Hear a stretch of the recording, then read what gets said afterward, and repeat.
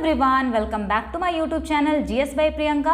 और आज की इस क्लास में हम इकोनॉमिक्स का एक मोस्ट इम्पॉर्टेंट टॉपिक डिस्कस करने वाले हैं, जिससे कि सीएचएसएल या सीजीएल के हर शिफ्ट में क्वेश्चन पूछा गया है।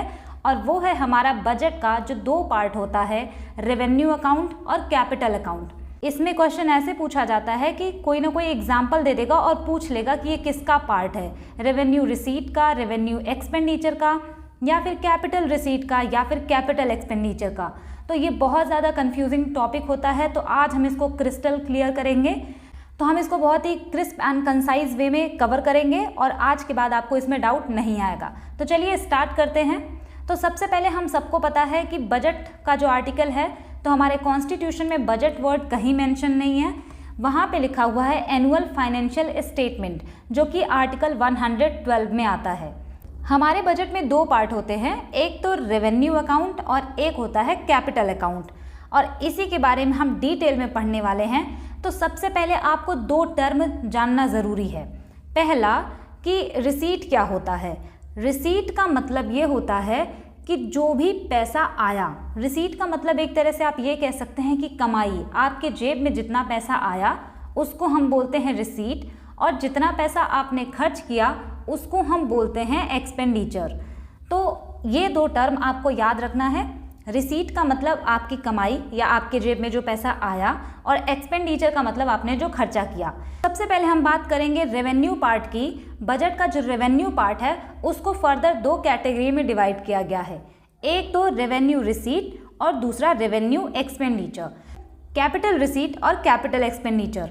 और आप जब भी ये पढ़ेंगे ना कैपिटल एक्सपेंडिचर या कैपिटल रिसीट, तो यहाँ पे आपको ये एसेट ज़रूर वर्ड देखने को मिलेगा। अब एसेट क्या होता है इसको भी जान लेते हैं।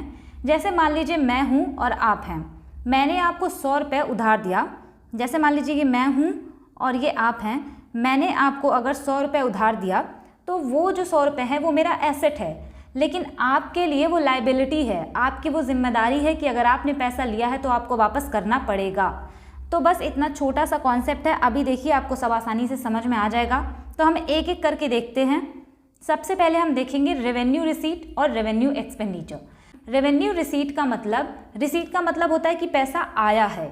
तो जो पैसा गवर्नमेंट के पास आया है, लेकिन गवर्नमेंट की उस पैसे पर कोई फाइनेंशियल लाइबिलिटीज़ नहीं है। मतलब गवर्नमेंट के पास वो पैसा तो आया है, लेकिन गवर्नमेंट को उसको वापस नहीं करना है, मतलब गवर्नमेंट के ऊपर कोई लाइबिलिटी नहीं पड़ती। तो ऐसे पैसे को हम रखते हैं रेवेन्यू रिसीट के अंदर। मतलब रिसीट का मतलब पैसा आया, लेकिन गवर्नमेंट की उसमें फाइनेंशियल लाइबिलिटी नहीं है, मतलब गवर्नमेंट को वो पैसा वापस नहीं करना, तो आप उसको रखेंगे रेवेन्यू रिसीट में। अब गवर्नमेंट के पास ये पैसा आता कहाँ से है, तो ये दो तरीके से सरकार के पास ये पैसा आता है। पहला टैक्स के थ्रू और दूसरा नॉन टैक्स के थ्रू। टैक्स के थ्रू कैसे पैसा आता है, तो इसमें भी दो तरीके से आता है। जैसे टैक्स होता है डायरेक्ट, जैसे इनकम टैक्स, कॉरपोरेट टैक्स, तो ये डायरेक्ट टैक्स से पैसा आता है। और इनडायरेक्ट टैक्स जैसे कि जीएसटी हो गया, custom, excise on petrol and alcohol, इन सब से जो पैसा आता है गवर्नमेंट के पास, तो ये टैक्स के थ्रू तो आता है, लेकिन इनडायरेक्ट टैक्स के थ्रू आता है। तो इसको भी हम रखते हैं रेवेन्यू रिसीट के अंदर। क्यों? क्योंकि अगर आपने जीएसटी आपने अपना भरा है और ये सरकार के पास पैसा गया है, तो ऐसा तो है नहीं कि सरकार आपको वो पैसा फिर वापस करेगी। कभी ऐसा होता है कि सरकार ने कहा है कि आज तुम अपना टैक्स हमें भर दो, कल हम तुम्हारा टैक्स का पैसा तुम्हें वापस कर देंगे, तो ऐसा बिल्कुल नहीं होता। इसका मतलब गवर्नमेंट के ऊपर फाइनेंशियल लायबिलिटीज़ नहीं होती। दूसरा है नॉन टैक्स तरीके से ये कैसे इनके पास पैसे आते हैं, तो सेलिंग गुड्स एंड सर्विसेज में भी कोई पावर जनरेशन कंपनी है जो कि सरकार की है, तो सरकार कोई सर्विसेज दे रही है, तो उसने उस पर टैक्स नहीं लगाया, लेकिन फिर भी उसके पास पैसा आएगा। डिविडेंड है या प्रॉफिट, यानी सरकार ने अपना पैसा किसी भी कंपनी में लगाया है, तो उसमें से जो पैसा उस पर आ रहा है, तो सरकार ने टैक्स तो लगाया नहीं, लेकिन उसका जो प्रॉफिट है वो इनके पास आ रहा है। तो पैसा आ रहा है तो हम रिसीट में रखेंगे, फाइनेंशियल लायबिलिटी नहीं है इसलिए हम रेवेन्यू रिसीट में इसको रखेंगे। उसके बाद है यहाँ पे इंटरेस्ट रिसीव। अगर सरकार ने किसी को भी लोन दिया है, तो उसके लोन पे जो इंटरेस्ट पे कर रहा है कोई भी, तो वो भी पैसा सरकार के पास जा रहा है, तो हम उसको रिसीट में रखेंगे। और सरकार का उस पर फाइनेंशियल लायबिलिटी नहीं है, मतलब सरकार को वो पैसा उसको वापस नहीं करना है, तो इसको हम रखेंगे रेवेन्यू रिसीट में। ग्रांट्स जैसे कि मिलते हैं बाहर से, तो उस पर भी ये नॉन टैक्स रिसीट होता है गवर्नमेंट का। और ये पूछा गया था CHSL में कि फीस, फाइन्स और पेनल्टीज जो होती हैं ये हम कहाँ रखेंगे, तो ये भी हम रखेंगे रिसीट में, क्योंकि ये पैसा आ रहा है और गवर्नमेंट की इस पे फाइनेंशियल लायबिलिटी नहीं है, इसलिए रेवेन्यू रिसीट में रखेंगे इसको। तो आई होप आपको इतना क्लियर हो गया होगा। दूसरी बात अब हम करते हैं रेवेन्यू एक्सपेंडिचर। अब रेवेन्यू एक्सपेंडिचर में क्या होता है, यहाँ पे गवर्नमेंट जो पैसा खर्च करती है उसमें किसी भी तरह के एसेट का क्रिएशन नहीं होता। मतलब रेवेन्यू पार्ट ऑफ जो बजट होता है ये बहुत शॉर्ट टर्म के लिए होता है। फॉर एग्जाम्पल, आप भी अगर ऑफिसर बनेंगे या जितने भी ऑफिसर्स हैं उनको हर मंथ सैलरी देना, PDS के थ्रू हर मंथ सबको अनाज देना, राशन देना या फिर पेंशन देना, सब्सिडीज देना, तो ये गवर्नमेंट का हर मंथ खर्चा होता है। तो आप ये भी याद रख सकते हैं कि इससे एसेट तो क्रिएट नहीं होता। तो ऐसे एक्सपेंडिचर जिससे कि एसेट क्रिएशन तो नहीं होते उसको हम रखते हैं रेवेन्यू एक्सपेंडिचर में। इसके एग्जाम्पल हो जाएंगे इंटरेस्ट पेमेंट, मतलब अगर सरकार ने कहीं से लोन लिया है और उस पर सरकार जो है इंटरेस्ट पे कर दे रही है तो इससे तो कोई एसेट क्रिएट नहीं हुआ, तो इसको हम रखेंगे इस तरह के एक्सपेंडिचर को रेवेन्यू एक्सपेंडिचर में। स्टेट्स शेयर ग्रांट्स, इसमें भी जो है हम रखते हैं इसको रेवेन्यू एक्सपेंडिचर में। सेंट्रल सेक्टर की स्कीम, मतलब सरकार कोई स्कीम चला रही है या सेंट्रली स्पॉन्सर्ड स्कीम है, डिफेंस है, सब्सिडीज़ है, और ये पूछा गया था सैलरीज या पेंशन। हर मंथ जो भी हमारे गवर्नमेंट एम्प्लॉय हैं जिनको सरकार हर मंथ सैलरी देती है, तो वो सारी एक्सपेंडिचर भी हम रेवेन्यू एक्सपेंडिचर में रखेंगे, क्योंकि यहाँ पे किसी भी तरह के एसेट का क्रिएशन नहीं हो रहा। आई होप अब रेवेन्यू पार्ट जो है आपको क्लियर होगा। अब हम समझते हैं कैपिटल पार्ट ऑफ बजट या कैपिटल अकाउंट जो होता है, इसको भी हमने दो कैटेगरी में डिवाइड किया है, एक तो कैपिटल रिसीट और कैपिटल एक्सपेंडिचर। अभी हमने ऊपर देखा कि सरकार के पास पैसा आ रहा था तो हमने उसको रखा रेवेन्यू रिसीट में, लेकिन सरकार ना नॉन रेवेन्यू के थ्रू भी कुछ पैसे जो है उनके पास आते हैं, और ये जो है सरकार की कमाई नहीं होती या सरकार की इनकम नहीं होती, लेकिन फिर भी उनके पास कुछ पैसा आता है। और आप सोच रहे होंगे कहाँ से आता है, तो वो होता है कि सरकार जब उधार लेती है, जैसे कि IMF से कोई ले या फिर वर्ल्ड बैंक से बिलियंस ऑफ डॉलर्स का जो बोरोइंग करते हैं, जो उधार लेते हैं, इससे क्या होता है फाइनेंशियल लायबिलिटी जो होती है बढ़ जाती है। मतलब अगर सरकार के पास पैसा आया है तो सरकार को वो पैसा बाद में चुकाना भी पड़ता है। तो इसी वजह से ये जो नॉन रेवेन्यू जो पैसे होते हैं इसको हम रखते हैं कैपिटल रिसीट में। इससे जो है कहा जाता है कि एसेट क्रिएट करना चाहिए, क्योंकि ये हमारे ऊपर लायबिलिटी की तरह होते हैं इस वजह से। अब देखिए पैसा आया तो वो जाएगा रिसीट में, लेकिन कैपिटल रिसीट में इसलिए गया क्योंकि इससे जो है गवर्नमेंट पे फाइनेंशियल लायबिलिटीज़ बढ़ जाती है। अब इस रिसीट को भी फर्दर दो कैटेगरी में डिवाइड कर सकते हैं, एक तो डेट क्रिएटिंग और एक non debt creating. Debt creating मतलब जैसे कि कोई लोन ले लिया आपने, अब चाहे अब यहीं से लोन लें या फिर आप किसी फॉरेन कंट्री से या कहीं से भी लोन लें, तो इससे ना गवर्नमेंट के ऊपर डेट क्रिएट होता है। पैसा तो आ रहा है लेकिन फिर भी डेट क्रिएट होता है, इसीलिए हमने रखा है इसको कैपिटल रिसीट में। दूसरा होता है नॉन डेट क्रिएटिंग, यानी कि पैसा तो आ रहा है लेकिन डेट क्रिएट नहीं हो रहा। जैसे कि सरकार ने किसी को लोन दिया तो वो प्रिंसिपल अमाउंट वापस आ गया, या फिर सरकार ने किसी कंपनी में अगर अपना कोई स्टेक परचेज किया है तो उसको बेच के भी सरकार अगर पैसे कमा रही है या सरकार के पास पैसे आ रहे हैं तो उसको हम रखते हैं कैपिटल रिसीट में। इसमें जो होते लायबिलिटीज़ बढ़ जाती है और एसेट क्रिएट नहीं होता। यानी कि अगर मान लीजिए गवर्नमेंट का किसी भी कंपनी में कोई भी शेयर है, अगर गवर्नमेंट उसको बेच करके अगर कोई पैसा ले आती है या फिर उनके पास अगर पैसा आता है तो इससे एसेट तो कम हुआ ना, और ये लोन जो रिकवर किया इससे भी एसेट कम हुआ। कैसे? मान लीजिए अगर यही लोन दिया हुआ रहता है तो उस पर इंटरेस्ट पे कमाई होती है तो वो रेवेन्यू रिसीट में जाता है, लेकिन अगर लोन वापस आ गया तो अब तो हमें उसमें रेवेन्यू रिसीट नहीं मिलेगा।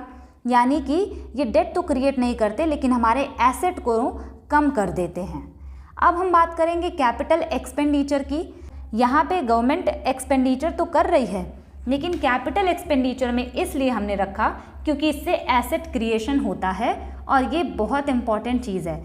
इससे आपको अगर क्लैरिटी हो गई तो एग्जाम्पल जो है पूछा जाता है एग्ज़ाम में कि ये किस में आएगा, कैपिटल रिसीट या कैपिटल एक्सपेंडिचर या फिर रेवेन्यू रिसीट या रेवेन्यू एक्सपेंडिचर, ऐसे एग्जाम्पल देके क्वेश्चन पूछता है तो आपको काफ़ी आसानी होगी। तो अब देखिए कैपिटल एक्सपेंडिचर जो होता है ना, इसमें एसेट क्रिएशन होता है। जैसे किसी को लोन दे दिया गवर्नमेंट ने, मतलब गवर्नमेंट ने पैसा तो खर्च किया, मतलब उसकी जेब से पैसे तो गए, लेकिन उन्होंने किसी को दे दिया अगर पैसा लोन में, तो उस पर इंटरेस्ट आएगा, यानी कि हमारा एसेट क्रिएट हो गया। जैसे मैं आपको अगर पैसे उधार दे दूं तो वो मेरा एसेट है, आपके ऊपर लायबिलिटी बनेगी ना, मतलब इसमें जो है एसेट क्रिएशन होता है।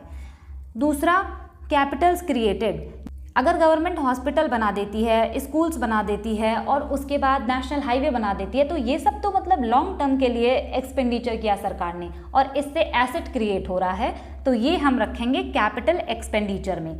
इन्वेस्टमेंट, जैसे कि सरकार ने किसी कंपनी में कुछ स्टेक परचेज कर लिया, तो अब वो उसके पास एक एसेट क्रिएट हो गया क्योंकि उससे सरकार को प्रॉफिट आएगा। तो ये हुआ हमारा revenue receipt, revenue expenditure, capital receipt और कैपिटल एक्सपेंडिचर। आई होप आपको ये समझ में आया होगा, और अगर आपको कोई भी प्रॉब्लम है तो आप कमेंट बॉक्स में मुझसे पूछ सकते हैं। और ये टॉपिक पे वीडियो मैंने इसीलिए बनाया क्योंकि CHSL के CGL के हर पेपर में मैंने देखा कि क्वेश्चन पूछा हुआ है कि फीस या पेनल्टीज़ किस में आएगा, रेवेन्यू रिसीट में कि रेवेन्यू एक्सपेंडिचर में, या कैपिटल रिसीट या कैपिटल एक्सपेंडिचर में। तो ये जो एग्जाम्पल लिखे हैं मैंने इन बॉक्सेस में, तो ये सारा ना पूछ लेगा आपसे कि लोन अगर दे रही है गवर्नमेंट तो किस में आएगा, तो कैपिटल एक्सपेंडिचर में आएगा। तो आप इसको बहुत ध्यान से पढ़ेंगे। यहाँ पे मैं स्टार मार्क कर दे रही हूँ, ये सब तो पूछा हुआ क्वेश्चन है, तो आप यहाँ से याद रखेंगे। तो इसको मैं 1 मिनट में समराइज कर देती हूँ। देखिए, रेवेन्यू रिसीट या रेवेन्यू एक्सपेंडिचर, अगर पैसा आ रहा है तो रिसीट में रखेंगे, अगर पैसा जा रहा है तो एक्सपेंडिचर में रखेंगे, और रेवेन्यू में तब रखेंगे जब सरकार के ऊपर फाइनेंशियल लायबिलिटीज़ क्रिएट ना हो। मतलब सरकार को जो पैसा आ रहा है या सरकार जो पैसा खर्च कर रही है उस पर उसका कोई फाइनेंशियल लायबिलिटी ना हो। अब ये देखिए, रेवेन्यू रिसीट यानी कि पैसा आ रहा है तो कहाँ से आ सकता है, एक तो टैक्स के थ्रू आ सकता है और एक नॉन टैक्स के थ्रू आ सकता है। अब टैक्स में भी आ सकता है डायरेक्ट और इनडायरेक्ट से, जैसे कि IT हो गया डायरेक्ट में, इनडायरेक्ट में GST, कस्टम या एक्साइज से आ सकता है पैसा, और नॉन टैक्स में मतलब टैक्स नहीं लगाया फिर भी कमाई की, जैसे फीस, फाइन्स, पेनल्टीज, ग्रांट या इंटरेस्ट जो रिसीव किया, डिविडेंड या प्रॉफिट, या सेलिंग गुड्स एंड सर्विसेज। तो ये सारा जो है आएगा हमारा रेवेन्यू रिसीट में। उसके बाद रेवेन्यू एक्सपेंडिचर, इसमें जैसे स्टेट शेयर ग्रांट है, उनको कोई ग्रांट दे रहे हैं, या फिर इंटरेस्ट पेमेंट कर रहे हैं किसी को, सेंट्रल सेक्टर की कोई स्कीम चला रहे हैं या सेंट्रली स्पॉन्सर्ड कोई स्कीम है, डिफेंस में खर्चा हो रहा है, या सब्सिडी तो गवर्नमेंट देती है, हर मंथ सैलरी पेंशन सारे गवर्नमेंट एम्प्लॉय को देती है, तो ये सरकार खर्चा कर रही है तो एक्सपेंडिचर में, लेकिन इसमें कोई एसेट क्रिएट नहीं हो रहा, तो इसको हम रखेंगे रेवेन्यू एक्सपेंडिचर में। उसके बाद आता है कि ये जो होता है हमारा रेवेन्यू रिसीट के अलावा भी कुछ पैसे सरकार के पास आते हैं, उसको हम नॉन रेवेन्यू रिसीट बोलते हैं गवर्नमेंट का, क्योंकि ये गवर्नमेंट की ना तो इनकम होती है ना तो अर्निंग, ये बस उधार लेते हैं कहीं से, जिससे कि फाइनेंशियल लायबिलिटीज़ क्रिएट हो जाती हैं। तो इन्हीं नॉन रेवेन्यू को हम रखते हैं कैपिटल रिसीट में, और ये होती हैं डेट क्रिएटिंग, मतलब डेट क्रिएट करती हैं, जैसे कि लोन लेना, और ये नॉन डेट क्रिएटिंग भी होती हैं, जैसे कि सरकार ने किसी को लोन दिया था तो वो लोन वापस मिल गया सरकार को, मतलब पैसा तो मिला लेकिन एसेट कम हो गया सरकार का, क्योंकि अब उस पर इंटरेस्ट नहीं मिलेगा।